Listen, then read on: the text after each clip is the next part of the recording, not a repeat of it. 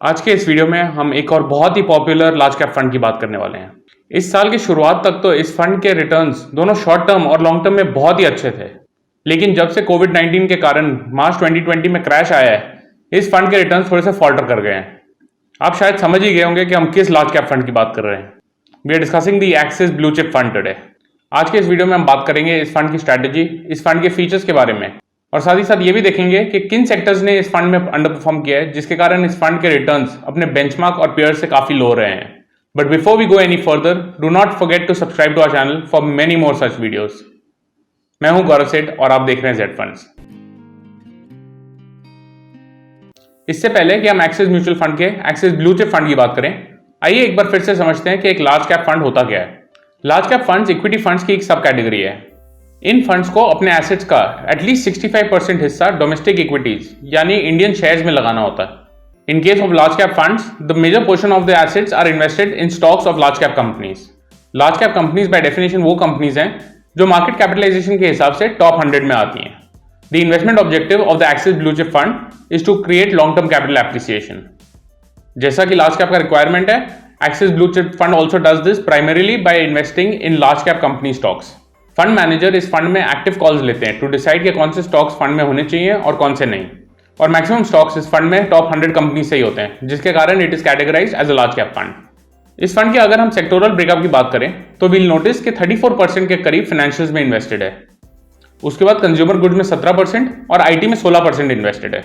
In fact this has been one of the main reasons for the funds underperformance in the past few months. Financial services और specially banks and consumer goods have not been able to outperform the overall market. In fact pharma sector, जिसने बहुत अच्छा performance दिया पिछले कुछ महीनों में, उसमें एक्सिस ब्लू चिप फंड का investment is only 8%। However, this should not be a reason for you to exit this fund और not invest in this fund. Equity markets में सेक्टोरल चेंजेस इकोनॉमी के हिसाब से और मार्केट साइकिल्स के हिसाब से होते ही रहते हैं। अब चलिए इस फंड के फैक्ट्स पर नजर डालते हैं। 30 सितंबर 2020 को इस फंड के एसेट्स अंडर मैनेजमेंट 17,287 करोड़ रुपए थे और इसका एक्सपेंस रेशियो 1.70% का था। एक्सिस ब्लू चिप फंड का NAV यानी net asset value as on 30 September 2020 was at 30 rupees and 71 paisa. देखते हैं इस फंड ने पिछले कुछ सालों में परफॉर्मेंस कैसी दी है। जैसा आप देख सकते हैं, पिछले 6 महीनों में फंड ने 24% का रिटर्न तो दिया है, पर रिलेटिव टू इट्स बेंचमार्क इसने काफी अंडर परफॉर्म किया है। एक साल के रिटर्न भी कुछ खास नहीं रहे, but that is primarily due to the March crash due to कोविड-19। लेकिन अगर हम लॉन्ग टर्म की बात करें तो 3, 5 और 10 सालों में the fund has been an out performer.